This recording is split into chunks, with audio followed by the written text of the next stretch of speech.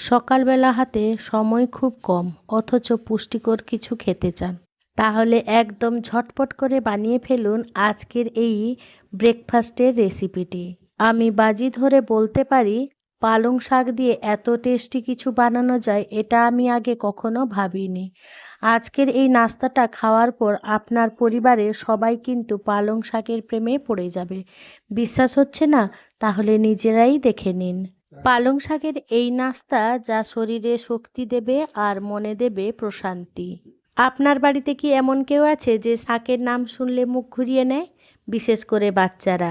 আজকের এই রেসিপিটি দেখার পর গ্যারেন্টি দিচ্ছি, যারা শাক খেতে পছন্দ করে না, বিশেষ করে বাচ্চারা, তারা কিন্তু বারবার বায়না করবে এই টিফিনটি নিয়ে যাওয়ার জন্য। এই নাস্তাটি যদি আপনার পরিবারে মন জয় করতে না পারে, তবে আমায় বলবেন।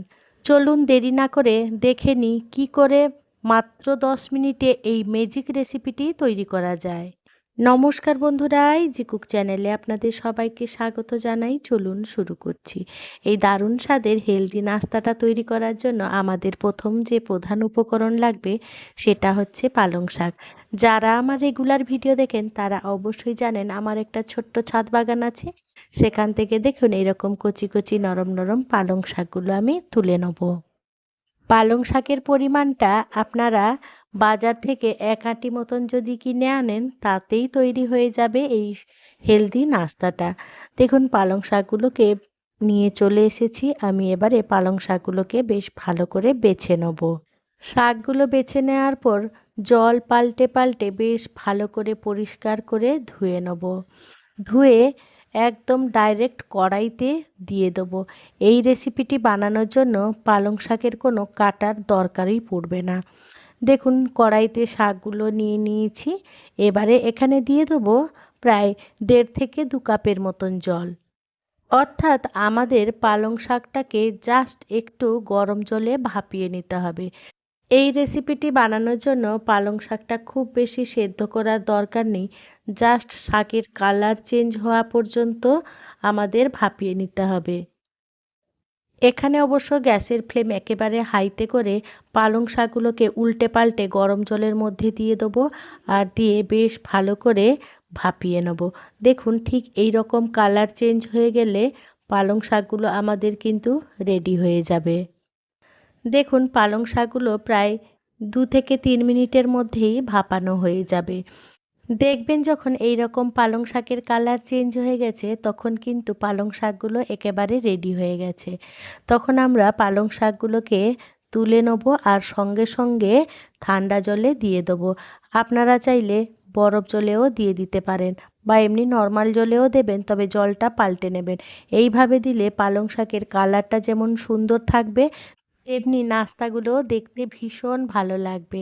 এবারে দেখুন ঠান্ডা জল থেকে তুলে পালং শাকগুলোর জল ঝরিয়ে নেব।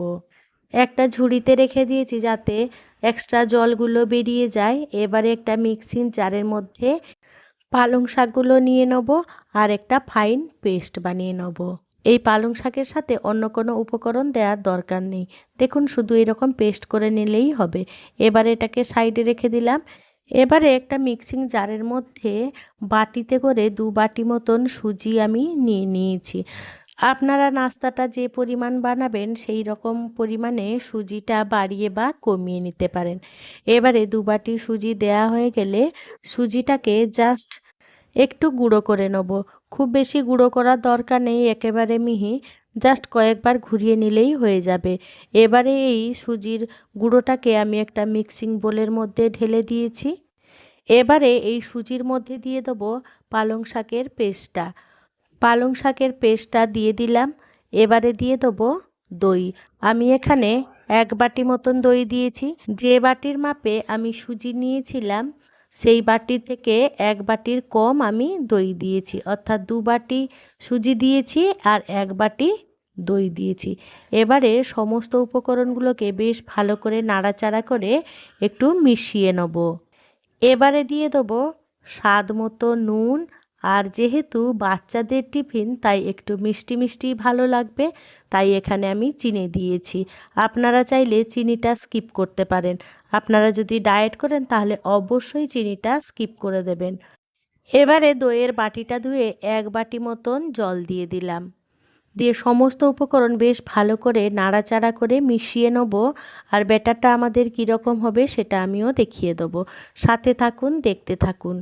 ব্যাটারটা দেখুন ঠিক এইভাবেই আমাদের মেখে নিতে হবে, যাতে কোনো রকম দলা না থাকে, সেইভাবেই আমাদের কিন্তু মিশিয়ে নিতে হবে।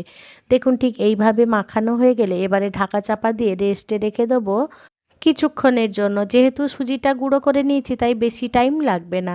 আর আপনারা যদি গোটা সুজি নেন তাহলে তো অবশ্যই 10 মিনিট মতন রেস্টে রেখে দেবেন।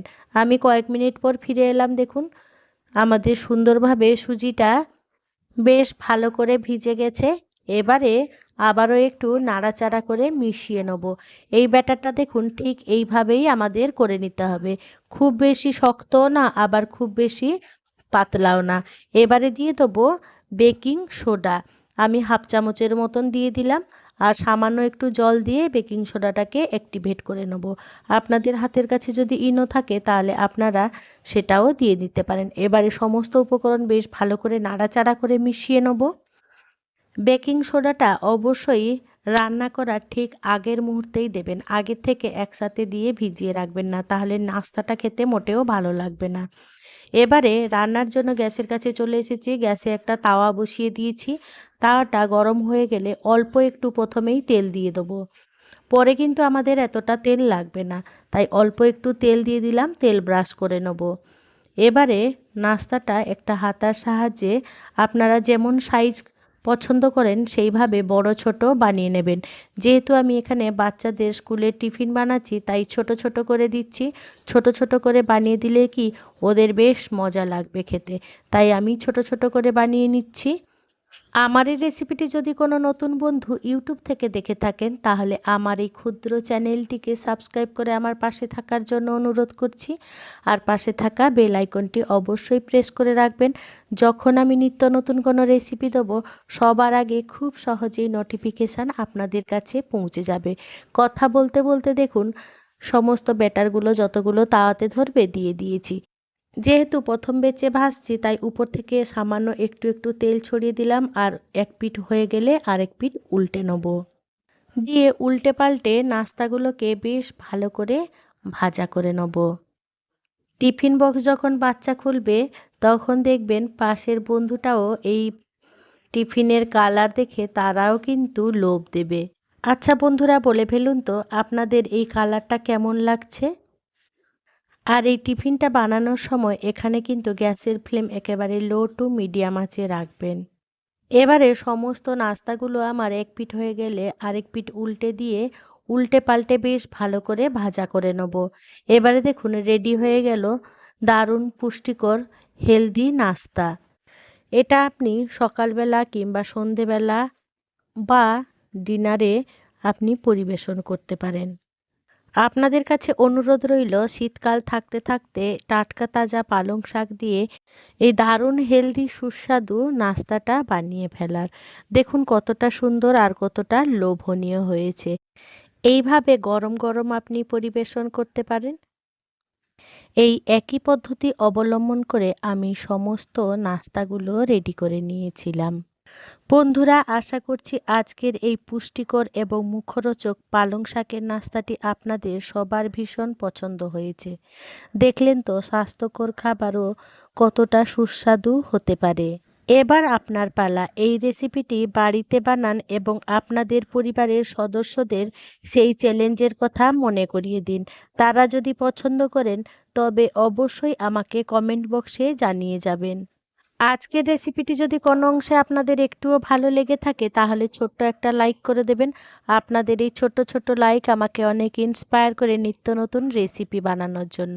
আর যদি খুব বেশি ভালো লেগে থাকে বন্ধু বান্ধব কিংবা প্রিয়জনদের সাথে শেয়ার করে তাদেরও দেখার সুযোগ করে দেবেন। বন্ধুরা দেখুন একটা আপনাদের ভেঙে দেখিয়ে দিচ্ছি কতটা সুন্দর আর কতটা নরম হয়েছে। এইভাবে হেলদি উপায়ে নাস্তা তৈরি করুন আর সবার মন জয় করুন। বন্ধুরা আমার সাথে থেকে পাশে থেকে আমার সাথে এতক্ষণ আমার রেসিপিটি দেখার জন্য আপনাদের সকলকে জানাই অসংখ্য অসংখ্য ধন্যবাদ। আপনারা ভালো থাকবেন, সুস্থ থাকবেন। দেখা হবে পরের কোনো নিত্য নতুন রেসিপিতে।